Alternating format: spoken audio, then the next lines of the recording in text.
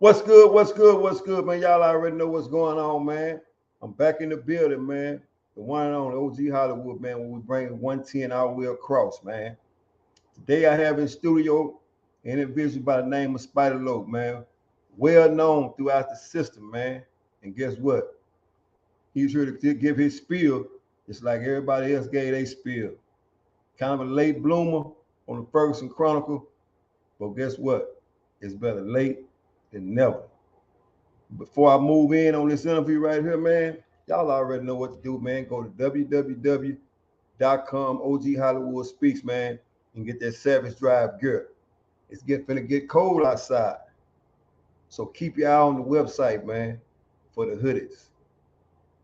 In the meantime, between time, let's tap in with Spider, please. What's good, Lobster? Shit, I'm chilling, man. Chilling.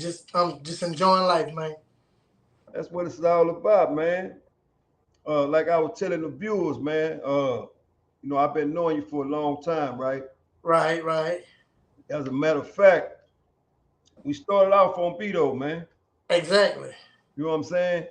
So, but this your story, man. It's your time, and I appreciate you coming here on the Ferguson Chronicles, give your story, man. Like I was telling them, man, it's better late than never because everybody else done showed up. You know what I'm saying? Right. So, I've been feeling.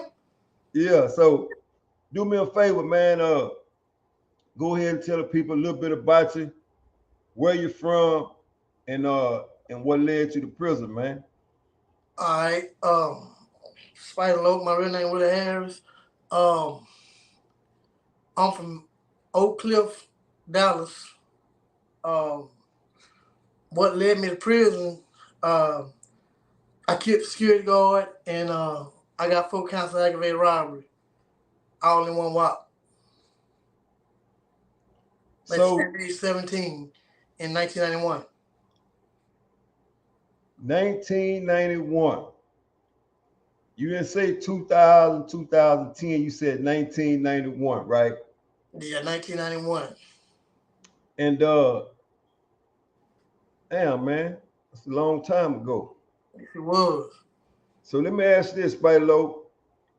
Uh, First went to the Texas Department of Criminal Justice, right? Right. What was your first stop? Beto. Beto 1. Beto 1. Me and you both know what the Beto 1 unit was about. Right. And but it's not about me and you right now. We bringing it live to the people and getting them some informative information what the Beto 1 unit was about in 1991, right? Right. Take us down through that, man. Your first encounter of getting off the bus at the Beto 1 unit. Well, I was already hearing about Beto, it was at the time it was like 3 youngster units. That was Beto, Clemens, and Ferguson. And at the time they was kind of like in competition with each other, if that makes any sense. As far as, recreational activities. And I got locked up at 17, was convicted at 17, caught the chain at 17, hit Beto at 17. So at the time I hit Beto at 17, I was the youngest person in population on the unit. It was some younger people, but they was on protective custody, but I was in population. And like I said, I've been hearing about Beto. I've been hearing that it was savage over there. I've been hearing it. And they sent me there. They sent me to a minimum custody wing, air wing, where I had an older homeboy, uh, and he had been there for like 6 months. Plus another partner, you might know him, Michael Womack. He was over there too. I knew him from the world too, right? So he was able to kind of guide me to what's what and who was who, right? And yeah, I'm fortunate that I landed over there, and I landed other place to where I just been throwing activity. I was able to get a description of the layout when I got there. It's crazy because when I was breaking my property and I see my homeboy, he was coming in for vacation. And I was glad to see him. You know, I looked up to him like a big bro. So he was like, man, come on, man, you going to the gym? Yeah, I'm going to the gym. So we went to the gym that day, and he was trying to tell me, look, man, it's going to be some homosexuals that's going to try to come on to you. You can't talk shit to all of them because some of them fight. Some of them beat your ass. You know, just say I don't fuck around. And I'm like, all right. So we worked out in the gym. We came from the gym straight to shower. And that's why I saw my first stabbing, first stabbing. A Mexican stabbed another Mexican in the shower. You know, coming from where I came from in TYC, yeah, Mexicans fought, but you didn't see Mexicans just, you know, serious like that, right? So, you know, I'm standing next to my home in the shower, and the Mexican came in there with some clothes on with a sharp screwdriver, and he when the other Mexican seen him, he tried to run, so the dude chased him, he sticking, and then he stuck him and fell. The other Mexican kept running, and he's just shut down like a car. And I was like, God damn. So now I'm jumping around like shit. I'm looking around like shit, you know, because I don't know, you know, I'm just, you know, I'm 17. This kind of jail kind of got me ready for prison, but this is a Mexican stabbing, another Mexican, and you didn't really see that in county jail. You know what I'm saying? You didn't see Mexicans was active, but they weren't active like blacks. You know, I'm sure you remember in county jail, Government Center County, we had specially designated all nigger tanks. Yeah. They didn't have no all Mexican tanks, no all white tanks, but they had all nigger tanks, and them was the most dangerous tanks. You see the most dangerous shit. You know, you see people getting their ass kicked while they visiting their people because you visit from inside the tank. And there, you know, the tank is already crowded, so it's crowded and people come see you, you know. So I'm already, you know, kind of prepared for prison. And I seen that, I was like, damn, you know what I'm saying? So all they did was lock the unit down for like 4 hours and let us back up. So that was like my first day, you know, of my first dose of reality. I mean, you in the penitentiary. You ain't in TYC no more. You in the penitentiary. So, you know, that was my first, you know, seeing shit go down. You know what I'm saying? You know, so I was kind of shocked, but you know, and I'm not gonna lie, you know, it took me a minute that night to go to sleep because I'm replaying it, and I'm seeing it like photogenic, like, damn, that shit up. I remember the exact spot where the Mexican stopped. I remember the blood that was on the ground, that was on the shower floor. You know, I remember all this shit. I'm like, God damn, man. And I remember my homeboy telling me, no, don't get excited when you see that. Just chill. And I'm like, man, I'm not used to this, man. Just tension. Shit. I ain't used to that. You know what I'm saying? So, you know, that was my first, when I first pull up and I seen that. Now, I will say that on Beto, you know, they were living savage, and you never could tell who you would see tomorrow with their eyebrows arched. You know, you remember Jamie, right? Yeah.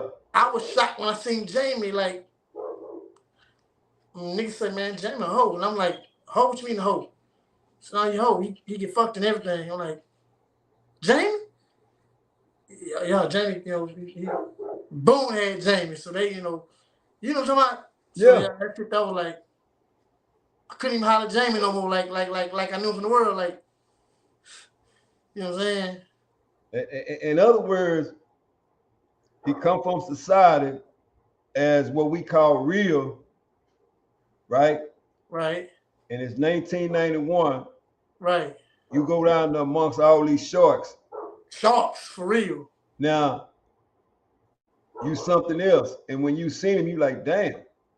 Yeah. You know, this nigga actually was a real motherfucking hoe. Yeah. You know? So that was a shocker. That was a shocker. And you know, just like you said, I'm familiar with Jamie. And I'm quite sure it's a lot of Dallas people that's familiar with the same person. and was surprised just like you were surprised, right? Right. So let me ask this, Bailo. So the day room set up. Okay.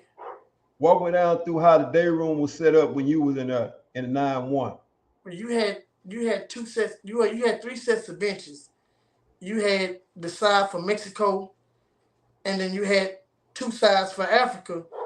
But this side for Africa that was close to the TV, you couldn't be up at the front unless you was like a regular, or somebody was gonna like bring charge you, like you ain't gonna be sitting there. You hadn't really just showed yourself. Man, get off the bench, man. You know what I'm saying? I mean, anything could happen. I remember we had a show come on. It was like MTV. It was called Much Music. And by this time on, our wing, I already got in trouble a little bit. So I had a homeboy that was from state school. He was in there with me. Grant, I'll never forget him. Well, when I met Big Bro Joe, you know what Joe I'm talking about. Yeah. When I first got to our wing, he said, "Man, where I know you from?" And I don't remember this nigga. I'm thinking this nigga finna try some dumb shit. You know what I'm saying? So I then ball up my fist, like, you know what I'm saying? Because I'm aware of everything, you know what I'm saying? Anything go down this bitch. So he said, where I know you from? I'm like, shit. I don't know. You don't know me? How long you been locked up? He said, since 89. I said, you don't know me, partner. So, all right. But he had came back and he asked me, he said, man, I know you from. He mentioned the little incident that happened with me. My partner was from Jamaicans in 89, which led me to, it was too dangerous for me at the time. And I was barely 14 then. So, he spoke about that situation, and I was like, this nigga do know me. So nigga like, nigga, you finna try to hit me, ain't you? You gonna borrow your motherfucking fist. I'm borrow your fist. I say, man, I ain't no hoe, nigga. I ain't no hoe. He said, no. But your homeboy hoe. And you finna see me. You can tell him I said it. And I kind of felt offended, like, because it's my partner, state school. I can tell him you said it. I'm going to tell him you said it. So when Grant came in, with a can full of cigarettes and shit. Yo, what's up, man? I say, man, you see that nigga sit at that down table? And that table where they sit at, I noticed that nobody made a mistake of just sitting at that table. Nobody, it's like people's trained. And I say, man, nigga say you a hoe. Oh, man, he don't know me. I'm telling you, he told me that you was a hoe. Man, I don't know that nigga. All right. And it didn't surface until that show Much Music came on. I'm a rap fanatic. I love rap. I'm 17. I love rap, and I live for rap. So I run to the front bench. Pew, pew. So I remember it was I'm sitting there like in the middle. Grant sitting, the dude sitting right here. Joe sitting at this front bench and somebody else. So gear strap. I don't know if you remember my gear strap. Yeah, I know Gil. Yeah, gear strap said, I'm tired of whole ass niggas sitting at this front bench. I'm saying, you niggas wrong. He talking right. And I'm looking like, so he kind of turned around and he kind of slapped Grant, right? And he slapped him so hard, man, I felt it. He slapped my eyes kind of watered. Yeah. I'm like, damn. So now, he's like, you a hoe, get your ass, get off the bench. So I'm like, damn. So I watched Grant get down, get up, leave. I didn't even look back at him. I continued on the TV. Gear strap sat down next to me and the Too Short video come on. Yo, that's Too Short. But his leg was touching mine. So I'm like, my leg, my leg jumping right side, right. And I really want to just hit this nigga right. Because I don't want you to look at me like how you look at this nigga. You know what I'm saying?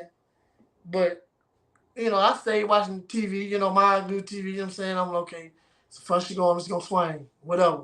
I'm just going to swing.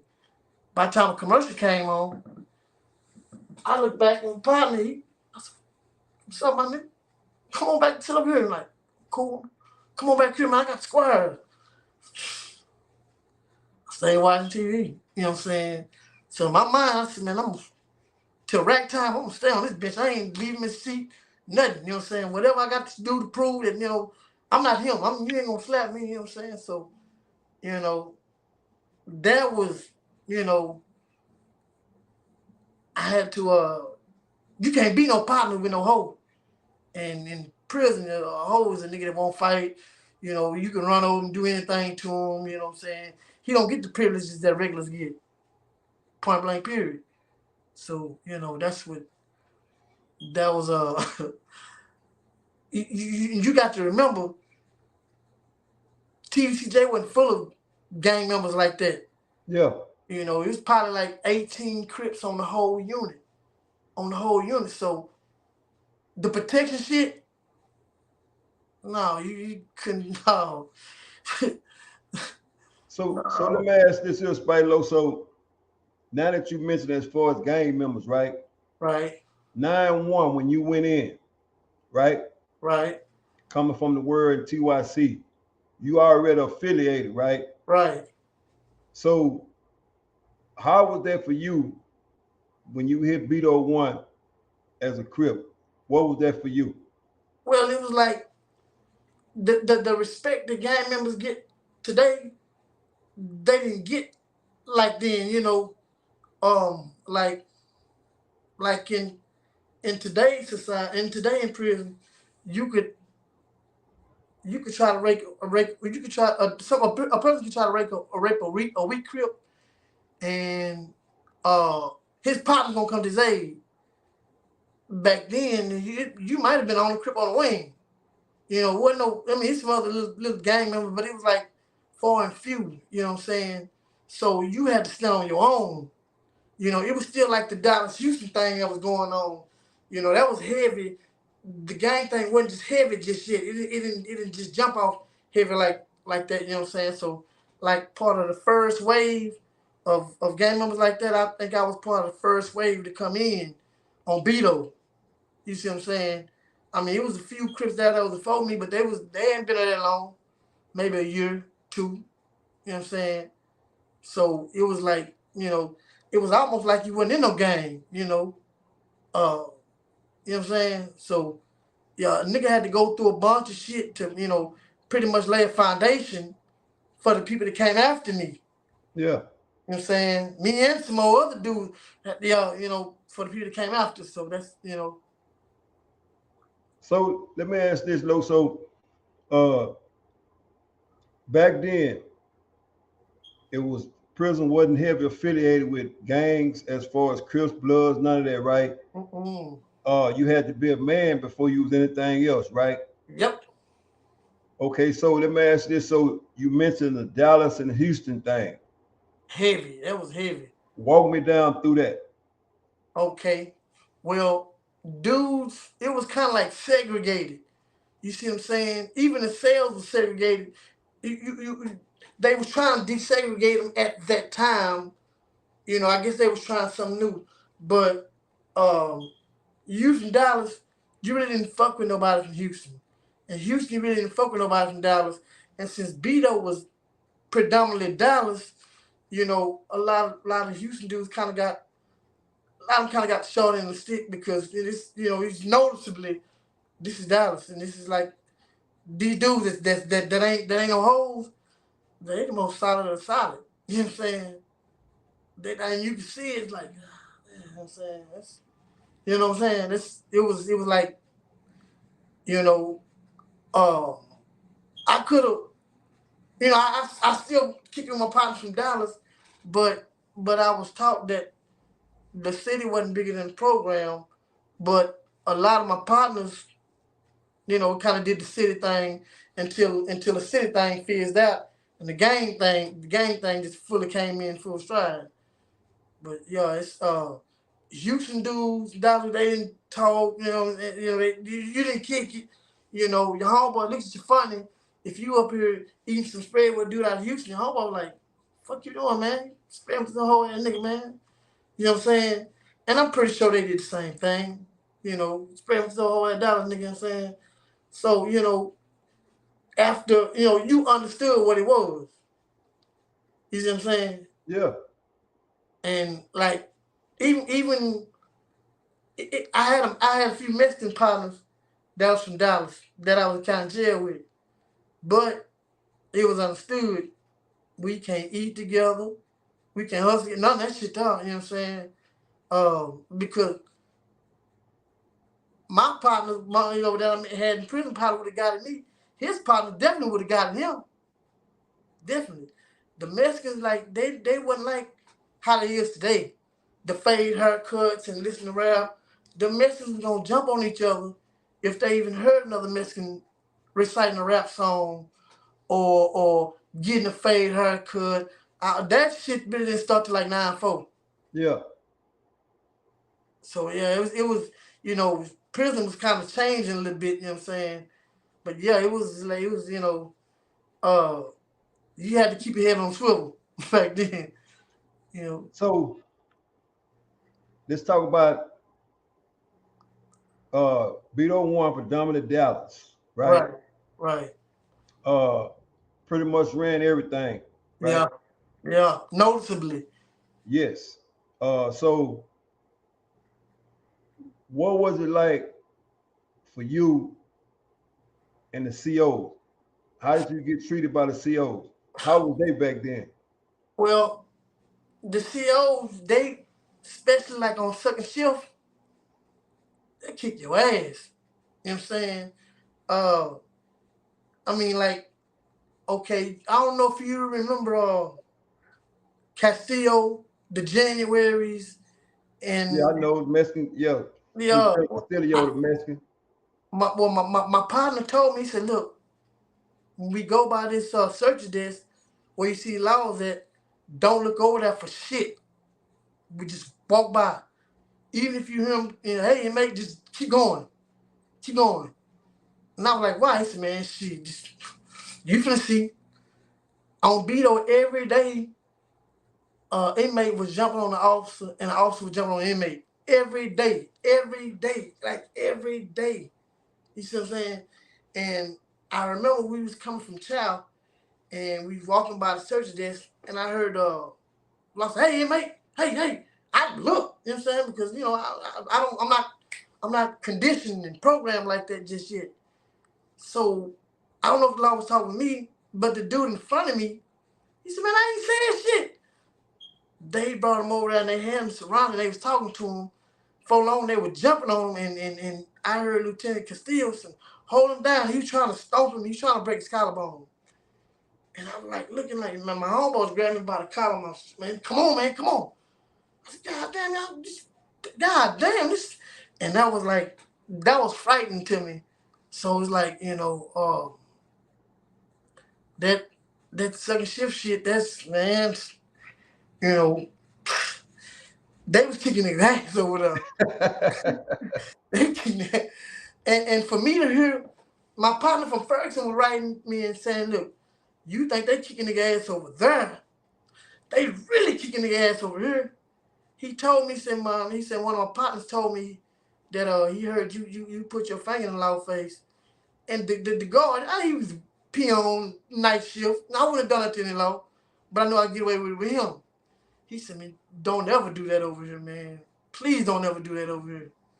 You may not live. And I was like, but enough people had to tell me for me to say, it's okay. If I ever go over there, I'm not putting my finger in my face. You know what I'm saying? Yeah, they was kicking the ass over there. So take me down through work call. All right. Work call. Well, they'll call all in line will shine. And you go out, you can't miss a day because you're going to get a case, and that's restriction off the rip. You go out there, and when you get out there with your squad, y'all got to run from gate to gate, like y'all in an army or some shit, right? You run from gate to gate. You run out there, and, you know what I'm saying, and you get out there, and when you knew you trying to really find your place in his line, like you normally wind up in the swing, normally, and the swing is where everybody get the cases. The swing, okay, the line is like straight, right, and that's how they start off. Aggies hidden, 1, 2, 3, 4 step. Well, as they stepping, a lot of the Mexicans and white dudes normally be in the swing. So as the line move forward, the libero and the tero, they in line with each other because they specially designated. Where the swing kind of get like this, and the guard always calls somebody out of the swing. Hey, you better get your grass, man. Oh, you know what I'm saying? Two things can happen. You can fuck around if the right law, you got the right cowboy on his horse spitting chewing tobacco. If he's there, he may let y'all squabble. He can look around. But the wrong law, he fucking okay, I'm finna put you in a steel severity cage. So they have when you hold up, Spider. So when you mean the steel severe, go ahead and explain to the viewers what you mean by the steel severe. Okay, it's like it's a cage, it's a chain link fence cage that's painted all black to draw heat. It's I want to say it's probably like maybe 9 by 9 on a trailer, right? It's on a trailer. You know, I may be wrong on the measurements, but you at any given time you can see like 7 or 8 motherfuckers up in a handcuff because you can either refuse that and you go to pre-hearing detention, or you can go and get a steel severe. Now you can get a case. You can get a case regardless. So you see motherfuckers sitting up, everybody sitting handcuffed, you know what I'm saying? Motherfuckers each other way. And it's just embarrassing and degrading. You know what I'm saying? It's embarrassing and degrading. But it's hot and you can't protect yourself from the sun because you're handcuffed. And this is black chain link fence, painted black chain link fence.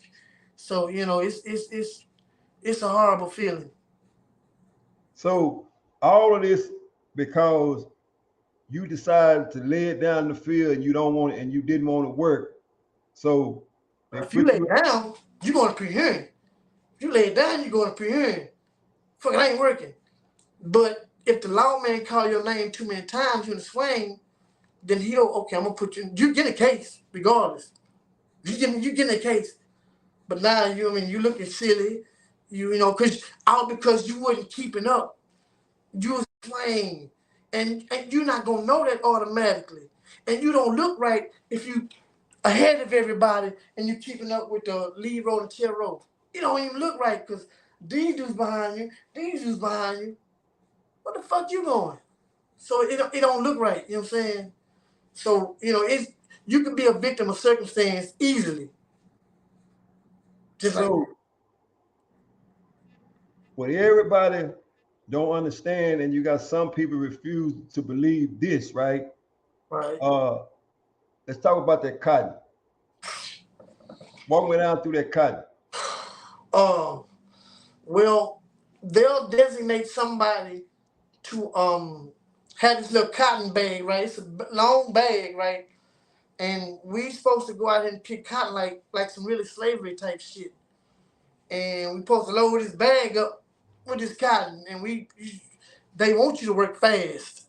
You know what I'm saying? A lot of times that cotton be wet, so this dude carries cotton. It's heavy in the bitch, right? And but it's just it's slavery, you know, like at its peak. The cotton, the broom straw, what they call it, it's the ones they grow like 15 feet tall.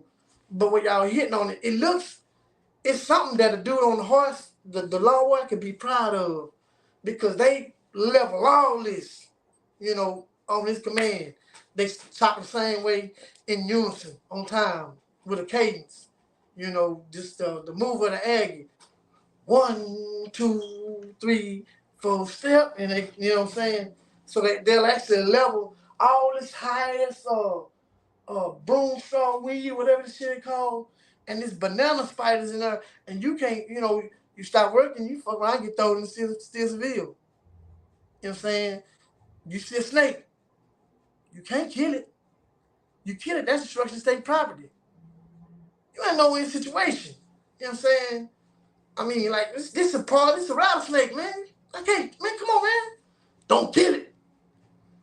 Fuck around, get a major case, I mean, shit. For killing the snake. Killing the snake. A part of the snake. Yeah, they'd rather you take a chance of getting bit. Just step behind them. I don't know how far the snake strike, man. You know what I'm saying? So, it's just a whole fucked up situation, man. So let's talk about how many halves that you work. Whether it was one half or two halves. Explain that. Okay. Y'all will come in, you gotta come in through the back slab, that's what they call it. And you standing there, y'all all naked. Standing there. And it's a whole bunch of dudes who's naked with their clothes in their hand. Their clothes is dirty. They coming in. You're gonna go to eat first, right? You're gonna go shower, you're gonna come in there, you're gonna shower. Some people don't shower, they just go straight in to eat. Because they know they're finna go out the second half. So when they do come back to the wing from eating, they'll put you in the house. Probably about 45 minutes later, all I want shine. You got to go back out there, and that at that time is normally like 11:45, between 11:45 and 12:10. You got to load back up and go right back out there. You know. And what is the weather like? What if it's what the temperature of the weather? Was it hot, cold? It's It still don't. turning out for It work. don't matter. It don't matter. It don't matter. You going out there. You going out. You know what I'm saying? You can't make no excuses. You going out. You going out. You know what I'm saying? Whether you like it or not, you going out. You know what I'm saying? I mean, it's but fucked up. So I mean, like I said, man, this is strictly for the viewers to understand that prison then was prison versus now, and Yeah, we'll get to that too. right. Uh, so let me ask you this, Spider Low. Let's talk about the racism as far as being black in prison back then. How was it for you? My nigga, it was hard. You couldn't like how you know how you could see a black chick like working in there, right? Nice looking. She might be looking at you, you might be looking at her. Soon one of them white laws see you, but they say you got a date. They gonna bake a cake for you. The law gonna remember you. They gonna make a cake for you. Um, the whites had the worst. They had the worst. You know what I'm saying? Which because they got checked by blacks and Mexicans, which why I don't understand why every time we had a ride with the Mexicans, the white dudes felt compelled to join the Mexicans. Felt compelled to, but you know, um, it was really racist. I mean, you didn't have to wonder if the law was racist. You seen they didn't hide it. Didn't hide it. Hide it for what? Well, I ain't got nothing to worry about. From the lowest rank all the way to the highest rank. What I gotta hide it for? We all the same. You know what I'm saying? Fuck we don't like blacks. Even the like Miss Pierce, Mama Pierce. Mm-hmm. Remember the lawsuit she filed because they burnt crosses in her yard? Yeah. Yeah, that I mean it was evident. She's a co-worker of theirs, and they still burn crosses in their yard. I don't think they would do that in today's time, but then, yeah, and she won a lawsuit too, and but that was a testament of how racist it was. Even the Mexican laws didn't like blacks. So let me ask this, Spider Low. So uh moving forward, right? Okay, What was your custody over there? Was it minimum custody, medium custody, or close custody the majority of the time you was over there? close custody. Close That's the, custody. that's the most restrictive custody level. It's where all the fuck ups go. So how do you get to close custody? Okay, for minimum custody, um, now I was in vocation, and I got a secret from this dude, and while I was in vocation, this white dude, because I'm young, he felt like he could play with me. I was like, man, let me get a light. He's like, what? Let me punch the lights out. And he started punching, and he broke my cigarette. And I was like, I didn't have no see. That was the only one I had. So I was like, man, I'm finna beat your ass, man. So I run him over, went to jail on Wayne. That's when I was able to meet a lot of dudes from close custody. They had just had like a little, it was like a mini Crip and Blood ride. It was like 5 against 3 or whatever, some shit like that. Taylor and them was involved in shit, Smurf and them all. Well, by the time I got out of jail, I was back on minimum custody. And they had me working in the kitchen, in the scullery. And I was like, I'm not doing this motherfucking scullery. And I thought that you could just quit a job in there and that was it. You didn't quit the job. I'm just not gonna work. I ain't get paid no way. I'm just not gonna work. Yeah. Man, I went to UCC. They put me on our wing, which is a field wing. I'm saying they go out religiously. So, like, God damn, man, that's all they know is whole squad. This it. Yeah. I got blisters on my. You know, you get them when you new to whole squad. You don't know how to hold an aggie, right? Yeah. The blisters right here, right? So I'm like blistered on both my hands, right? Man, fuck this shit, man. God damn. And I remember I heard one officer told me to sit down in the Dayroom.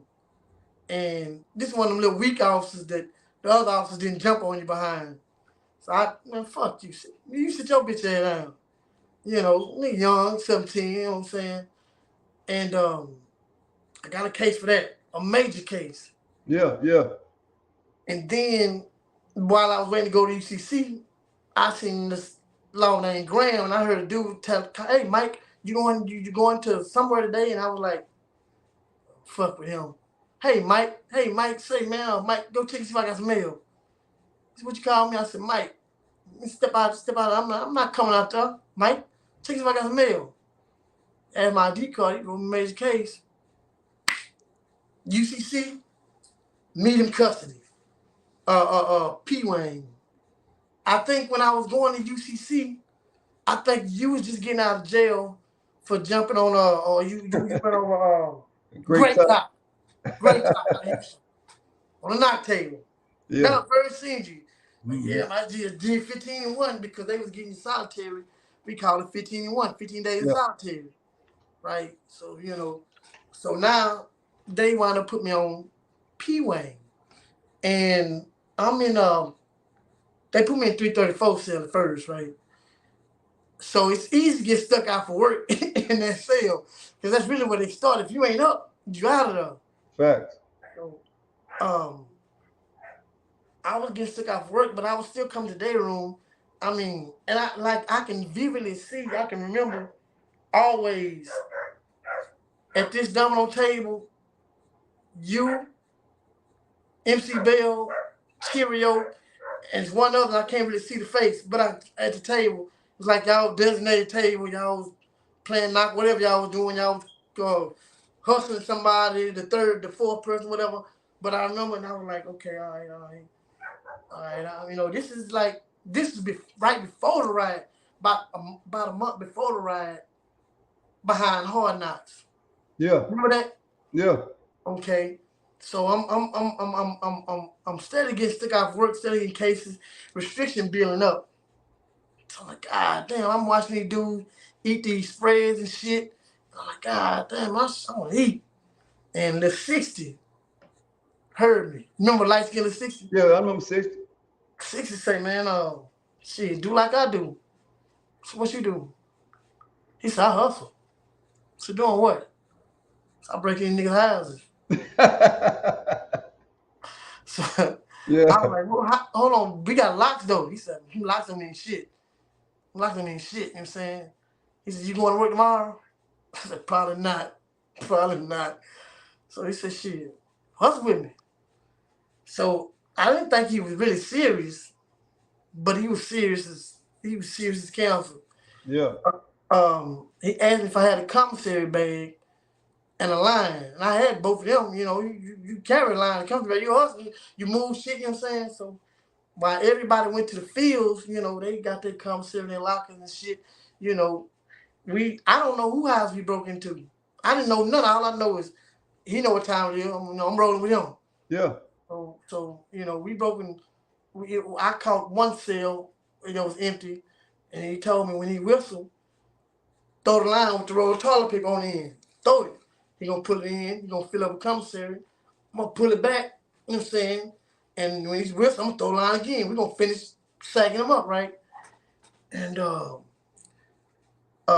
we hit that house, and then we broke in another house, and but we broke this house together because I wanted to see how you get past some locks.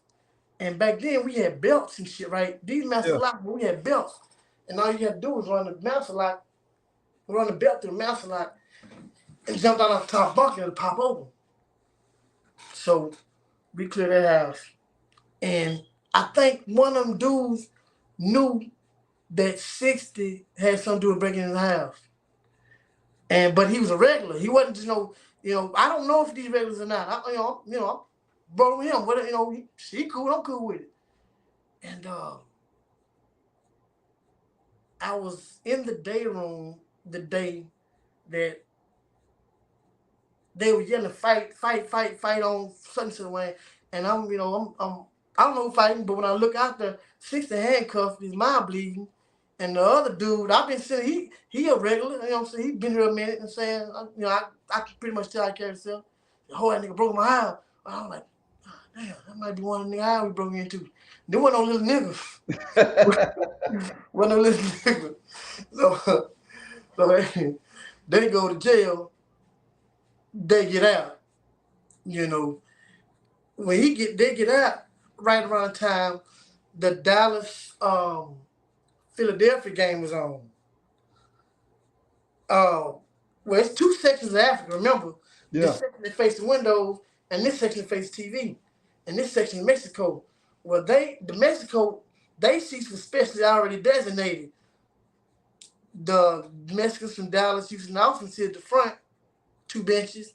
And then this next bench, I want to say it was Mexican Mafia.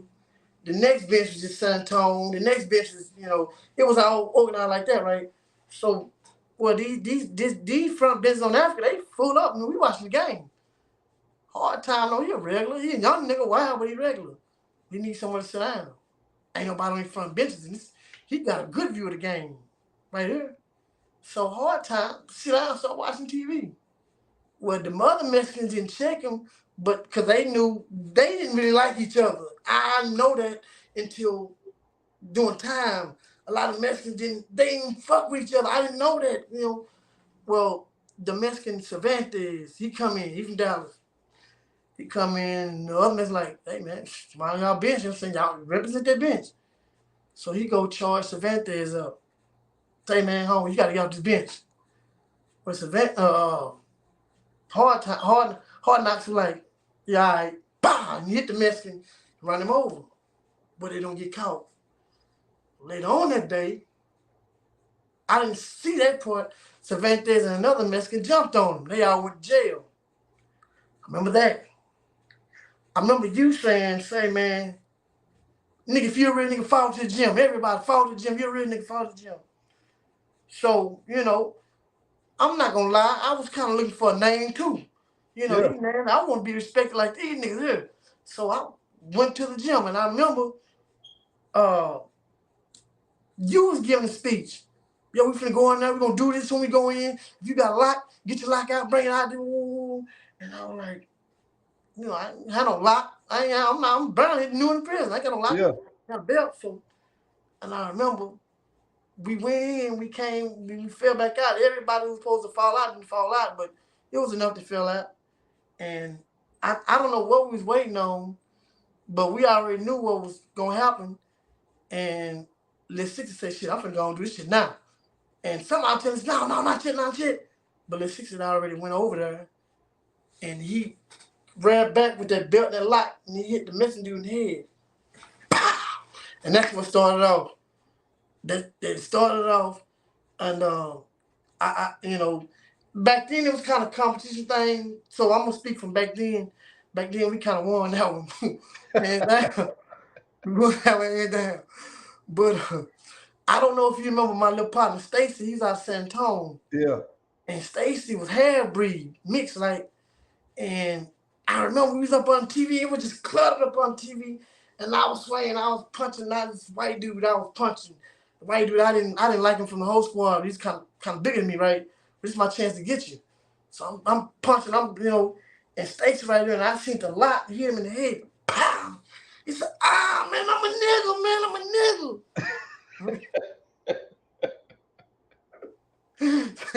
that nigga eyes got tight in the bitch. So, when they come in there, they made her lay it down. And I remember when they was taking our ID card, they racking us up, they in front of the camera, this, that, and other. Well, I stayed at this time, I stayed on 20, like 230, like 231, 218, something like that. And we was going handcuffed, we going upstairs, like you could hear when the Mexican was going upstairs, the Mexican was on Rasa, Rasa, Rasa. They going upstairs handcuffed. The lawman got them in front of them. Cause he know niggas can be spitting on them. And the same thing with niggas. They know Zulu. Well, niggas going up there and I was walking proud like shit. Hey, I'm part of action shit. And a big ass loogie hit me in the face. Bam! Another one. I'm like, God damn, man. I looked at the law. Law kept me in front. You know what I'm saying? Like, he knew they weren't trying to get him. Nigga, this your cake. Yeah. I ain't lying. One of them loogies hit me right in the lip. Like, I was spitting for days. So they racked us up. We locked down. While we locked down, you could hear different fights because now they had just started integrating this, but you hear fights happening back to back. Black and Mexican cellies going back to back. Fight over here. Okay, you can hear in the cell. Fight over here. Fight over. I'm like, God, this shit crazy, man. I wonder how long I'm gonna do this shit here, man. But so let me ask this here, Spider Low. Okay. So I want to talk about like Trustee World, right? Right. And Trustee Camp, right? Yeah. What's the difference? Well, Trustee World, you still in the building, but you way up there where officers, they give you a hard time, but not much of a hard time. Not as much as this north side. The north side had some Trustee World, but it was really known for its bad actors. Where in this like this south side, they was kind of favored. They most exercise rooms, white. The majority of the race up there is, I ain't say it's white, but you got a lot of white dudes up there that didn't have to go through what a lot of white dudes down there had to go through. White dudes down there couldn't have nothing. They couldn't have nothing. They was treated like second-class citizens. Well, up here, it's a few individuals up there that came from down here who's still in that mind state. Like, no, y'all, you can't do this, you can't do that. You know what I'm saying? You can't vote on TV. None of that shit. You know what I'm saying? And that now the Trustee Camp, they was scared to come to the building for anything. Because you come to the building, it's where everything go. And like prison wasn't oversaturated with drugs and shit just yet. So the primary hustles in there was extortion and regular gambling. Extortion and regular gambling. And extortion was real heavy then, you could find like on one wing, like at least like 20 dudes paying protection. At least 20, 30 paying protection. People you wouldn't think was paying protection. He riding? Because that was the nickname for paying protection. He riding too? Yeah, he riding.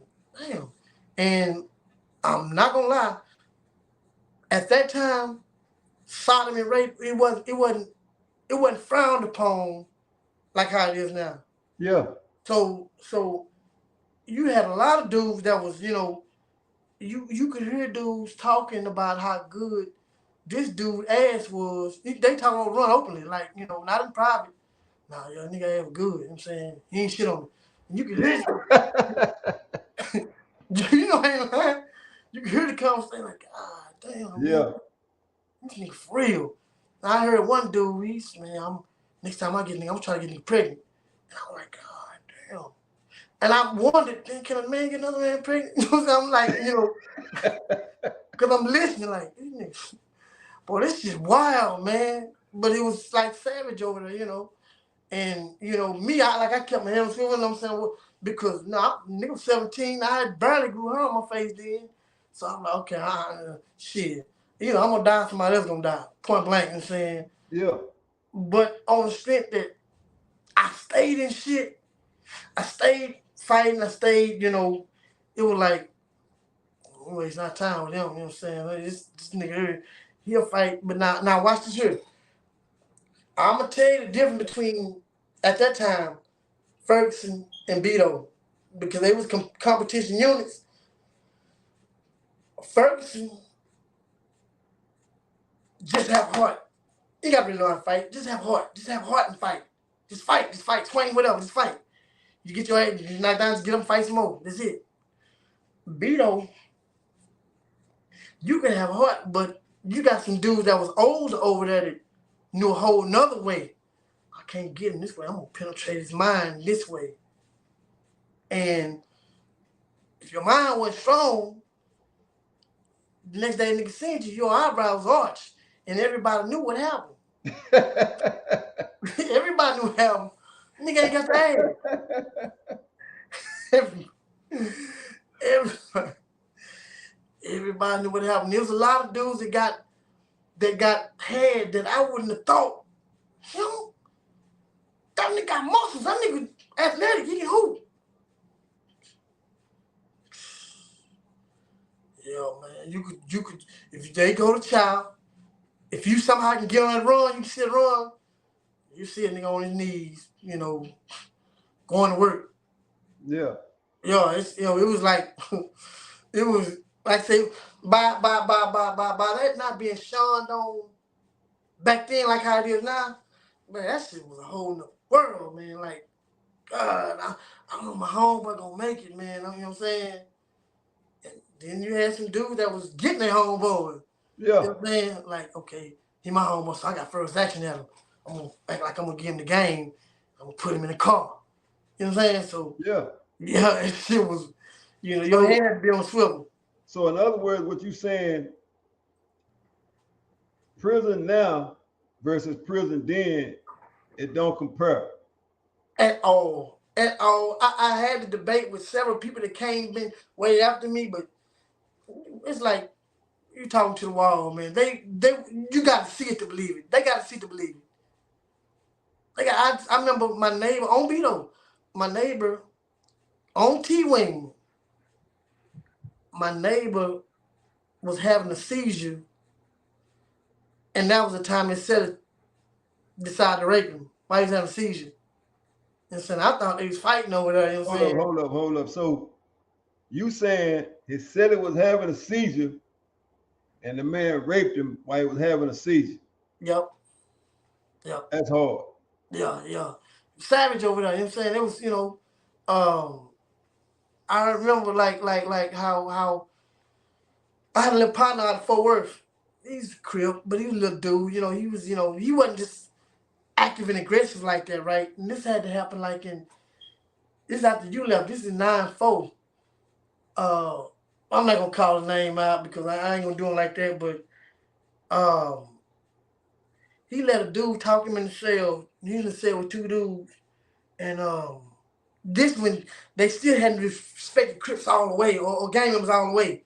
Yeah. Like y'all just any other person. Shit, man, I got word, man. Said, man, what's Booker fucked over? What's the name? I'm like, what?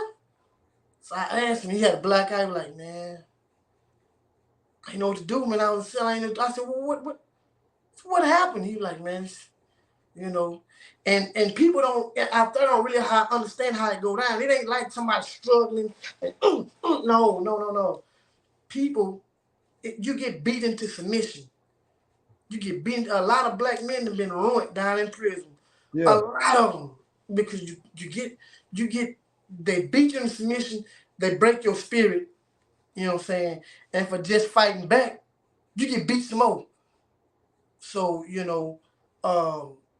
Yeah, his spirit was broke. It's like I could look in his eye, I couldn't see no soul or nothing. I was like, God, hey man. And then he eventually started riding with one of the homies, and he used to be a homie. It's like, God damn, I don't want to be around him, man. So let's fast forward to Ferguson. Okay, When you finally hit Ferguson. all right. I've been gone 10 years now. Okay, give me the spiel on that. Okay. By this time I seen Beto, Clemens, um, Estelle Super Sig, Darrington Robinson, Ferguson. I was on 6 units before I even went to Ferguson, right? Regulating. No, normally when I go, I'm a speaker. So people get shipped in and out. So um, I was already popular around the system. You know, they shipped me from Ferguson. They shipped me to Ferguson from Robinson Unit because I was trying to go back to Darrington where it was really going down. Yeah. So I wanted to get shit to Ferguson, but now I'm a whole another refined dude. This last time it said got me okay. I'm starching out. I learned how to get waves in my head. I got some jewelry on. I got some fly kicks. I'm shit. You know what I'm saying? And I'm a die behind mine. You know what I'm saying? It's easy. So when I went to Ferguson, they was on lockdown. They was on lockdown when I went over there. And I went to G Block. Me and Pooney was sellers. Mm-hmm. Pooney out of Austin. Yeah. Now, I went my property, and the Bree-Love was already over there, but Bree-Love, I know him from Darrington. He's like, he knew Pooney was blood. He's like, you're getting a clip for a seller, right? I don't know this. He's not related to him up, this, that, and the other. So I'm bringing out my property and shit, right? So I seen it. I think nigga play. He got a chain, too. I got a chain. Okay, player. So when I go in and say, my name Pooney, man, I'm O2, I'm blood. I'm like, all right. So I didn't sell, and that's when it dawned on me. They ain't laced them up. Everybody, the niggas that know me and already told nigga I was a crib. You know what I'm saying? So, but me and nigga got along. So he give me this rundown of the unit while we on lockdown. So when we come up to the Dayroom, I'm not gonna lie, I went there like a celebrity. Like I'm not tucking no chain. You don't see these white and blue Air Max. They knew I just bought off the unit. I got a freeway tank top. You know what I'm saying? I'm Seg from before I went to Seg to the time I get out Seg. I'm a whole nother dude now. I'm think I'm player. You know what I'm saying? I wanna win me some boss ladies. You know what I'm saying? Yeah. I want to do what the shit I've heard about these niggas up in minimum custody doing while I'm down there squabbling and trying to make people pay protection and shit. No, it's up there. It's up there. At the time I hadn't had sex with now female guards yet. Yeah. Bro, I want to go there. You know what I'm saying? So hold up. So in other words, close custody, medium custody, you didn't know no better. But as you grew in the system, you start to understand that trustee word inside the building is where you needed to be. Exactly. See, you back then, because inmate and female officer relationships, it wasn't really popular back then because you taking chances with your life with them white guards. Doing that, you taking chance with your life. Well, a lot of shit started changing around when they took cigarettes. Yeah. That was the biggest change, probably the worst mistake TDCJ could have made when they took cigarettes. Because it opened up a whole new can of worms. Because now a monopoly been started for cigarettes. Guards see that they can make money off these cigarettes. And now you got people saying, well, you can carry this big enough, you can carry an ounce in, a pack about size around. So now the game is starting to advance rapidly. People are starting to see things that they hadn't seen. I can pay bills from in prison. People seeing stuff. I can load up a commissary. I got to be broke no more. So, that now, when I went to say, I stayed 3 years in SEG for just jumping on white dudes because the only unit I was on, they cared about their white dudes. They didn't give a damn you jump on nigga messing they white dudes. So now that's what got me SEG. So now and it's like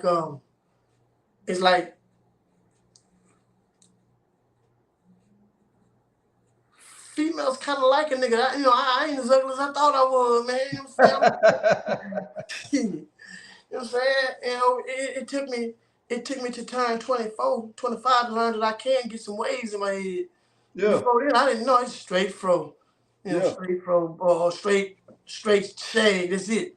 Combing. Wasn't trying to brush. So I had to kind of learn myself, you know what I'm saying?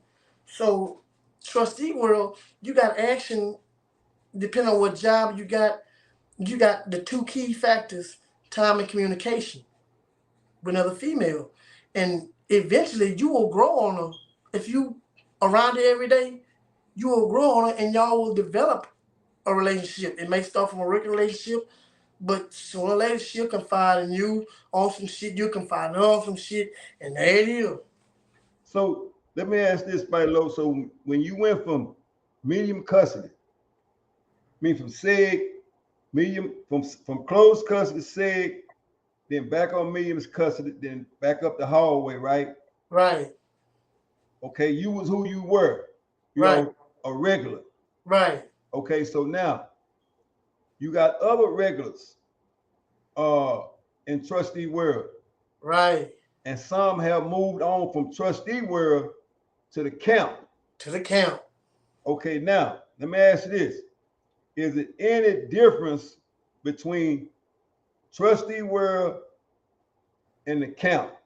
If you it's a big difference. But if you had it your way, I would like to be in the camp because you got a better chance of going home in the camp. So let me ask you this: do that make you not who you are? In other words, it don't go into the camp, but I've seen people go to the camp and I've witnessed this. Like somebody who they was in the building, I've seen them go to the camp and stay for so long to where they pick up a lot of the dudes that's in the camp who's scared to come to the building. They pick up a lot of their traits. Not everybody, but I've seen it happen. You know what I'm saying? I said if I could get to the camp, that wasn't gonna happen to me, but I found I couldn't go to the camp. I had a murder case, and they wouldn't take no murder case in the camp. So the point I'm trying to make is this: is that you've been knowing me forever. Right. And I leave the building or I come back to prison and they put me on the trustee camp, right? Right. But you already established. But what I'm saying is this: is that do that make me weaker than you because I'm on the trustee camp and you in the building? No, because you got some thorough niggas that is out there in the trustee camp.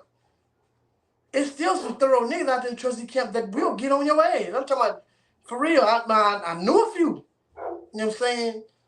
Because a lot of dudes in the building, they will try to hold a dude in the trustee camp because they know he's scared to come to the building.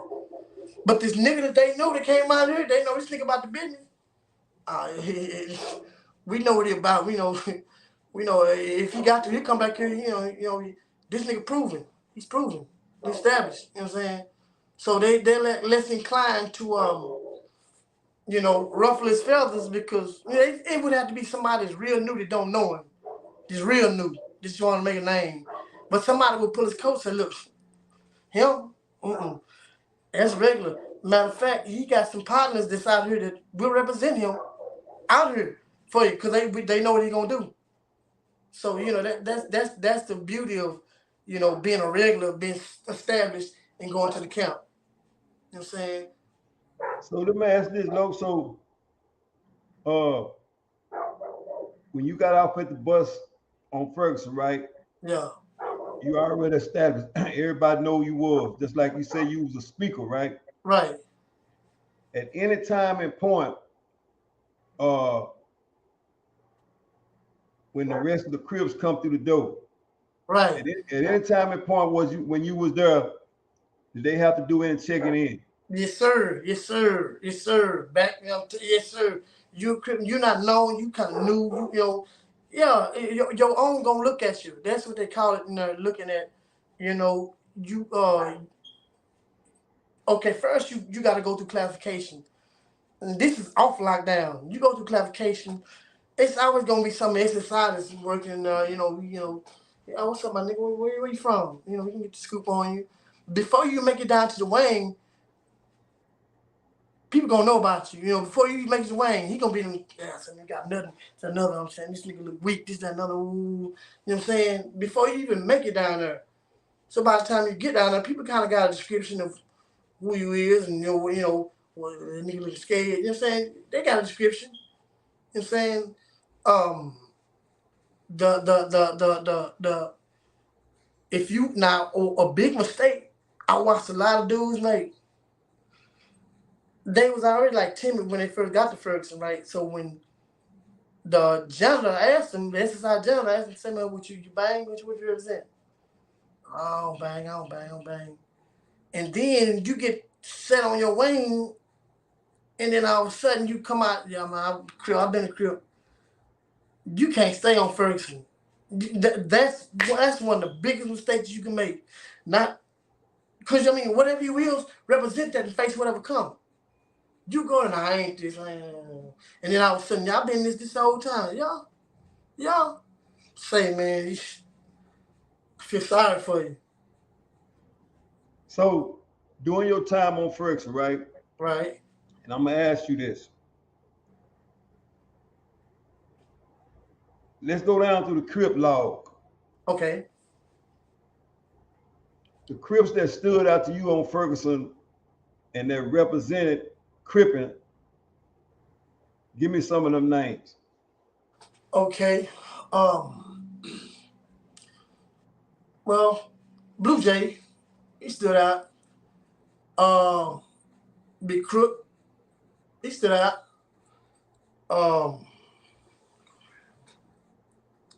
Anyway, Def Mac, when I get Def Mac and Bop,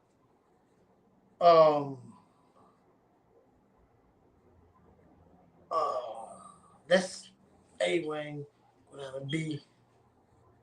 Dello stood out. Big Dello out of H-Town.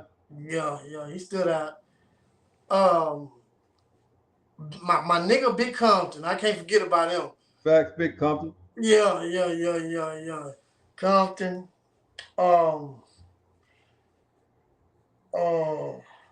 else?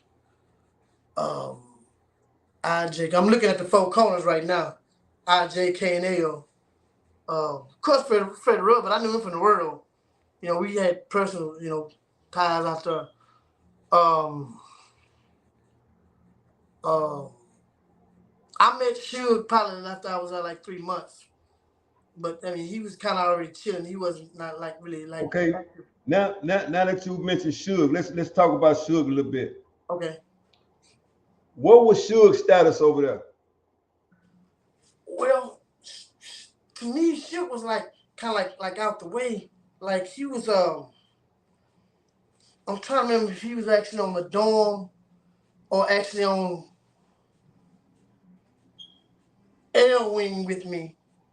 But Suge was respected. He was definitely respected, and he wasn't like in the mix of like being hands on.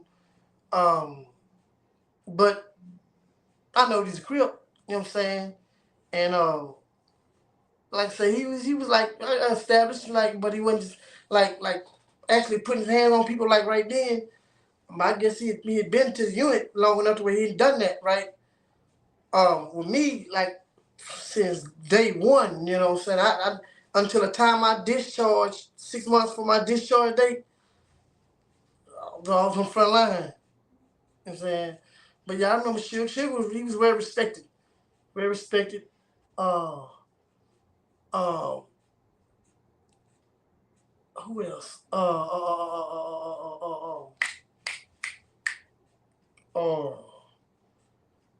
Wing. The dude out of Fort Worth with the glasses. Can't think of his name. Bald headed. Butch. Butch was our and was respected. Um, Daco was respected. You know, Daco was one of the few that he's an SSI, which is like a trustee job, right? But if it came time for him to put in some work, he gonna lay it broom down. He gonna get with the business. He gonna lay it broom down. He gonna get right to the point. And I was like, that kind of shocked me. I'm like, damn, because most people they cherish them jobs. They'll try to snitch to keep them jobs. Facts. Hell yeah. So when Doc was active. You know what I'm saying? He played too much, but he was active. He's active. Now CLAC came after I got caught with the first time I got caught with some money. CLAC pull up. But when he pull up, I was on because big boy, I don't know if you remember, big white dude used to work night shift. That's who was bringing him tobacco. You remember him? He wanted to cool out and he let him. Yeah, I already know. The same motherfucker took me to take a piss test one day and I was dirty. And they let me make it and I came back. Yeah. So remember they told us we had to send our chains home. Yeah. It was really a lie. Because there were no rules that said that. If you had a gold chain and send home, well he put up on me because I just got a job and said. He like, say man, the chain spoken for? I'm like, no, what's up? Because in 3 weeks we finna have to send him home. He said, make me off on it. I said, shit, man. I didn't know nothing about dip. A lot of people on Ferguson dip. I ain't never seen any black dudes dip. You see how they do with these cans in Dayroom. And so I said, man, give me 3 cans of Buglers. He's like, I get 8 cans of Red Seal.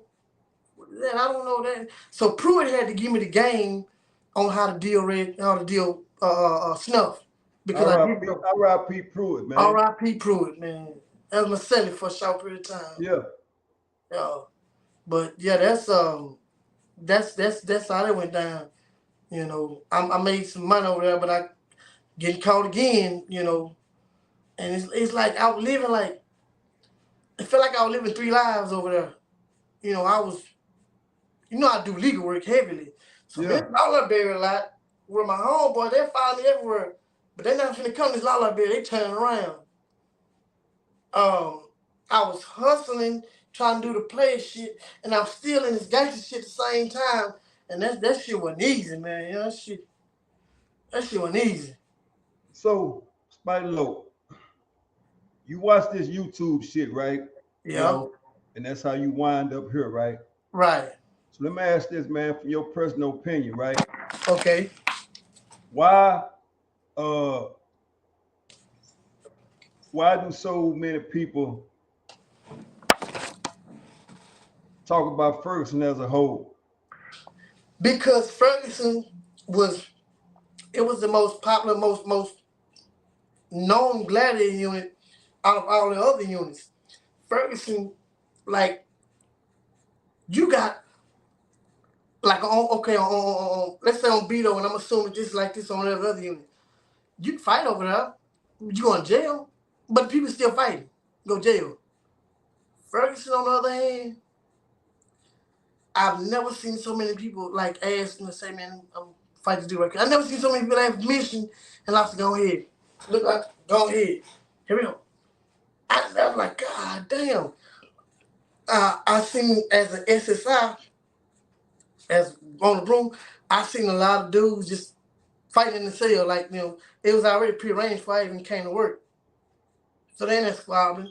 I push them up, no, keep going. You know, they doing what they do. So Ferguson was like, when it was on 3 young units, Beto, Ferguson, and Clemens, Ferguson was kind of in the lead. You know what I'm saying? A lot of the Ferguson rejects got something to Beto. It was just, it was just rejects.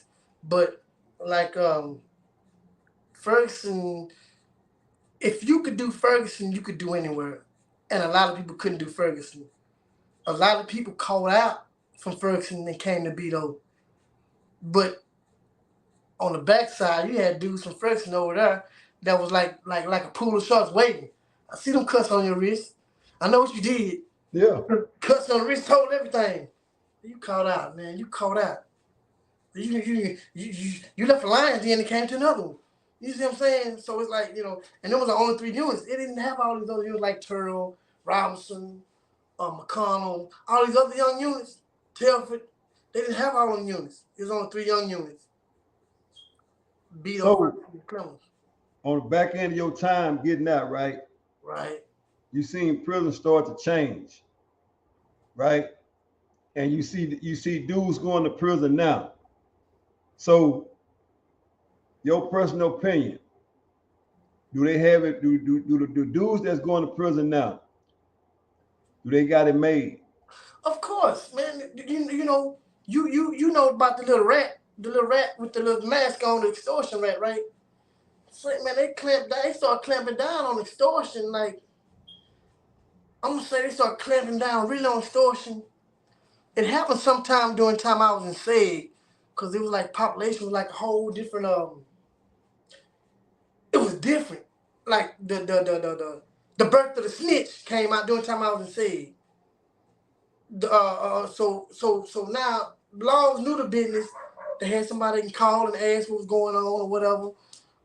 Sometimes laws just didn't give a damn. Sometimes they did.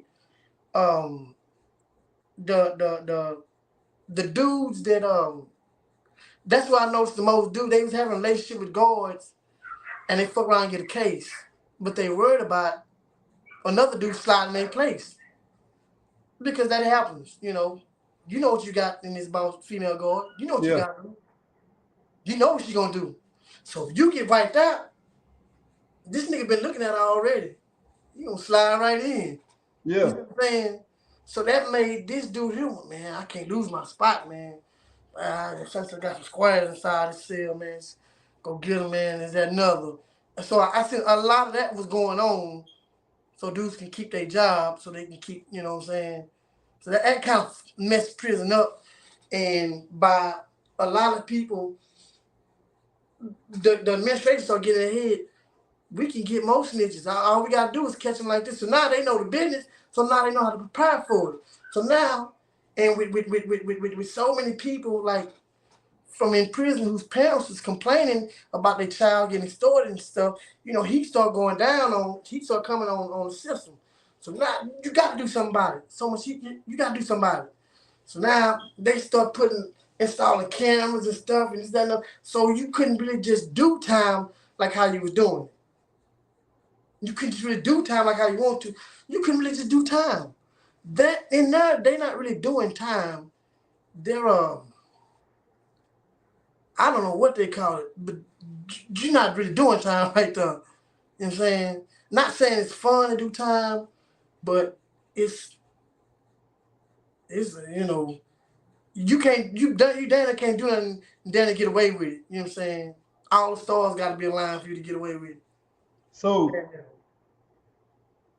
gang members going in prison now, right? Right. Versus gang members that went in when you was there. What's the difference? Well, the main thing is they, I'm not gonna say they don't have to worry about getting penetrated, but it's a lot less worry. You could see a lot of dudes. I can weed them out. A lot of dudes that's in the gang thing for protection. You know what I'm saying? I see it. You know what I'm saying? I mean, and it's sad, because it kind of not. It make you less proud to represent what you represented. You know what I'm saying? Because like, I don't want y'all to look at him because he's a weenie. Don't look at him like y'all look at me. You see what I'm saying? And that's what it is. They looked at them as like a collective instead of individually now. And it's like, you know what I'm saying? It's so from your perspective, man, gang member being involved in a homosexual situation, how did y'all handle that? That was a big no-no. That was a big no-no. I mean, like, okay, first, we won't see it, we'll catch wind of it. That's normally how it go. You catch a sniff at first, somebody say, man, oh, wait, so you get these, every time he come try, you at the table with that pump. So now you have, like, within gangs, you have, like, not polices and police, the, like state police, but you have, like, some Crip police and some blood police.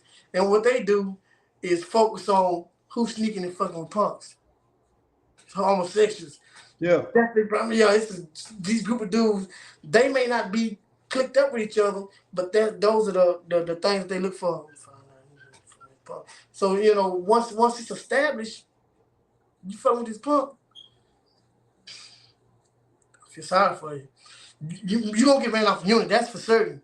But you wanna try to, if you gonna do that, you wanna try to, cause you know you can get ran off.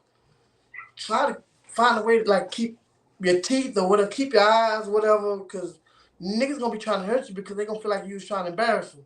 You was embarrassing them before this punk.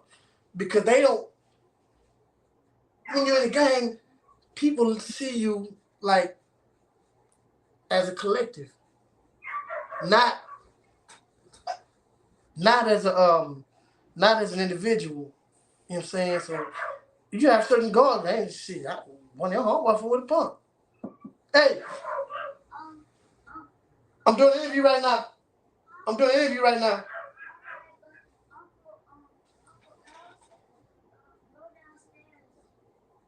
All right. Anyway, I tell him I'll be there in a minute. Yeah. So yeah, that was a no. You could be Crip or Blood. That was a no. You know, all excuse, man. I'm trying to hustle. I'm trying to get some money. This motherfucker got some money. No. Now, if you're not affiliated, you probably can sneak and do it. But you affiliated, your own, they coming for you. They come for your head. So, Spider Loc, man, let me ask this. So, man, 6 units, right? Right. You've been free for quite some time. Yeah, I was on 3 units after that. Like 4 units after Ferguson. You've been free for quite some time. About like since May of 2021. So let me ask you this. Oh, so that you only 2 years removed. Right. From prison. Right. So in other words, you saying that in which what was going on, you can speak to it because you only been out 2 years, right? Yeah, of course. Yeah. So let me ask you this, man. So we've already clarified that prison was no match to when you first went in versus, you know, and the things you saw and the activities that went on, right? Right. You've already clarified that it was no match to the 90s, and dudes wouldn't believe you even when you was trying to tell it to them, right? Exactly. So let me ask this, man.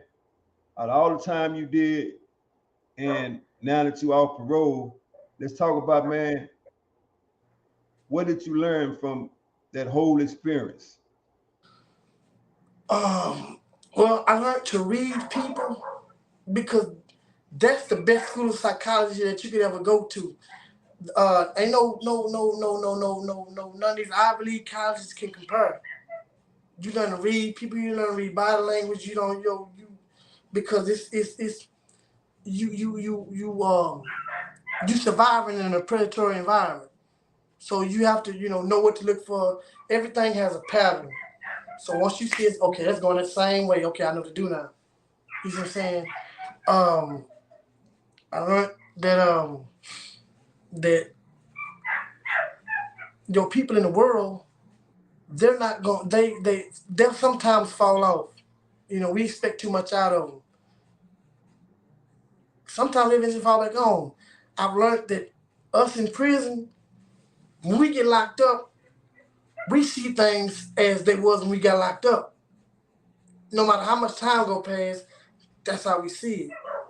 You see what I'm saying? That's I've learned that the administration or the government, if you don't know your rights, they will fuck over you easily. Yeah. Instantly. If you don't know your rights and what you don't know the rules to the game, they'll fuck you over. Yeah. So let me ask this, Lo. So what's your success on staying free? How do you stay free and not return back to the system? I send stuff back to prison on a regular basis, pictures. Man, I'm talking about like, I tell people, man, just write me, just add me for it. I got it. I send it. You want some pictures? I send them, you know what I'm saying? I stay in contact with my partners in prison, because that's going to be a part of me for the rest of my life. That's 29 and a half years. That's over 17 when I go in there. So that's twice my age down there. You know what I'm saying? In there. So I can be a productive citizen in society, but I can never wash this prison out of me. Right? And honestly, I'm kind of proud of it. When I stepped out, when I first got out, right, I looked at everybody and I felt like I was the cream of the crop. Like, I ain't been through what I've been through. Yeah, you successful, you got a BMW, but you ain't been through. I'm gonna get a BMW soon. But you could have made it where I've come from. You could have made it. All y'all could have made it. You know what I'm saying? I mean, that's how I was looking at it. Like, I'm part of the cream of the crop. You know what I'm saying? And I try to tell one of my partners that got out, nigga, you part of the cream. Act like it, nigga. You know what I'm saying? Because you could have went through what they went through. They could have went through what you went through. So you view it. Perception is everything. How you look at it. It could be three-dimensional. Three-dimensional, you look at it from the front, from the side, and, the other dimension. So, yeah, it's how you look at it, and that's how I viewed it. Like, man, cream of the crop, shit. Regardless of my height. You know what I'm saying? Oh, shit. If you ain't been down there, I'm not telling you to go down there. I'm not telling you to go down there. I hope you don't make the mistake I made, but if you do, you'll see what I'm talking about. So, man, Lo, man, we've been on here for quite some time, man. Like I said, man, you've been out now for 2 years, man, and and it's a lot of us that has been home for double-digit years. Me, myself, I've been out over 10 years now. That's good, man. That's good. And you knew me when I was the old me. Right, yeah. And and like I tell a lot of people, you much rather know who I am now versus who I was then. Right. And sometimes people don't believe that because they say I smile too much. That's a good thing. That's a good thing. Yeah, because you know, like I know, I was smiling then. Yeah, exactly. The thing about it, man, is that I try to encourage people, man, along with the people that come on here, man, that what we tell them is true. There's nothing fake about what we say. Right. Although you might have people come on here and stretch the truth. Right. But somewhere down the line, that truth will be exposed. Exactly. And we're not here to do that. Only thing we can do is tell our truth, man. And if you've been where we've been, the people gonna know who you are. Exactly, because everybody knows Spider Low. Yeah, the way I view it, we all are individually pages of history. Almost like the Bible, you like the gospel according to Luke, the gospel according to Mark. We're all pages of history, right? So every page is important. Now the page that coincide, that's the truth. But the pages that don't coincide, you can use your best judgment. Ain't no doubt. Yeah. So, man, I'm gonna do you the same way I do everybody else, man. Before we get out of here, man, I want you to go out and shout out to the people, man, that you feel necessary to shout out to, man. Give thanks to the people that stayed down with you, and at the same time, bless the people that didn't stay down with you. Because it's they loss and your win because you free now. Exactly. And you in the biggest day room of them all. Right. Right, You know? for real, for real. And it's what you do with this day room determines whether you stay out or whether you go back, man. Okay, Man, okay. before we get out of here, man, go ahead and lead the people with something, man, that's encouraging or however you want to do it, man. This your Okay. story, man. All right, that's a bit. I'm gonna give a shout out to my baby bro, my little bro, baby Cash. You know, he's still waiting to get out. He's still going through his struggle. Partner Compton, partners out here, C-Lag. You know, everybody that stayed 10 toes with me, you know what I'm saying? Um, uh, my partners out here, you know, I've been going to functions out here, you know, everybody come to the functions, you know, give y'all a shout out, you know what I'm saying? Now, what I say, I'm trying to start my nonprofit, get it off the ground, called Fall Stupid. It's an acronym for finally a learnable, legitimate solution to our ongoing problem in depth. And I'm basically teaching people how their civil rights correlate with criminal proceedings. That way, they ain't got to be spending this money. You can learn it. You can learn to do what lawyers do. Um, my shout out to my brother. He just dropped a book where he kind of wrote about me. The book is called 1991 AD. Welcome to the Real World. It just dropped probably like a month ago. You know, and I want people to know that you can get out. You can do it. You know what I'm saying I'm not. I can't tell a man how to feed his family, but I can tell a man how to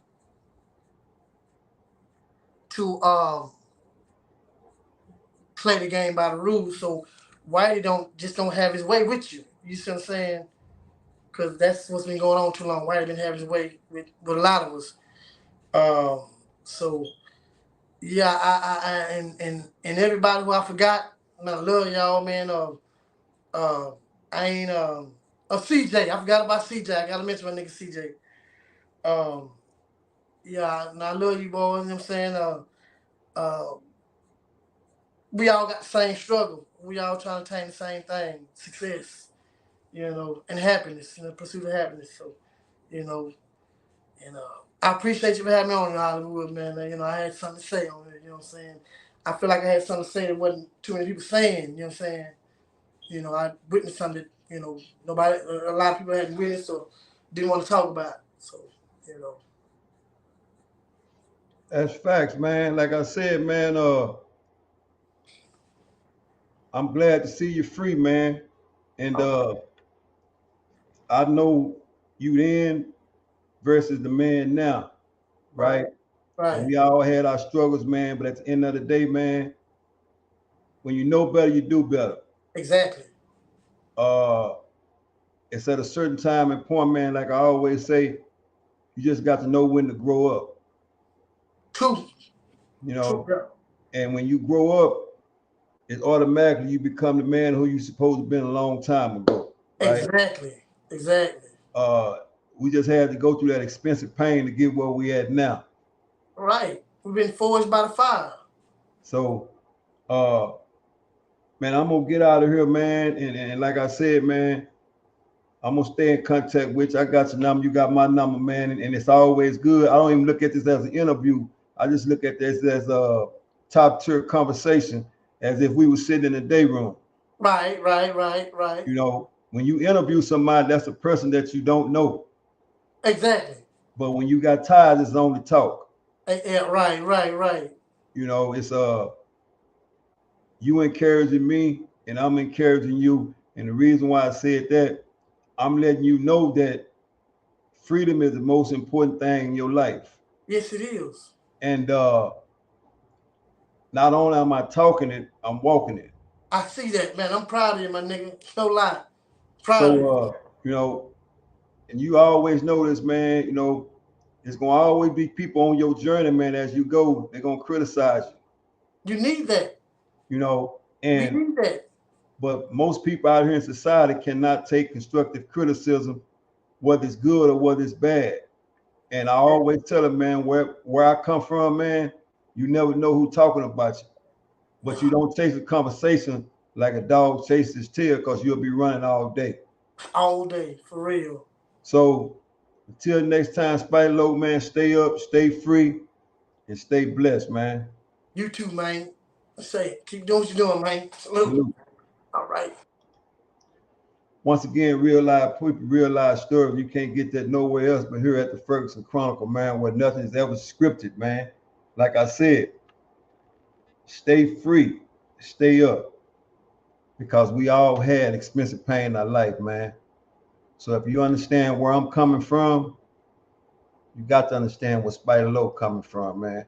Like I said, it was a long time overdue, but he only been out 24 months, man. I'm glad he stopped by the Ferguson Chronicles to give his spiel, man. So until next time, salute.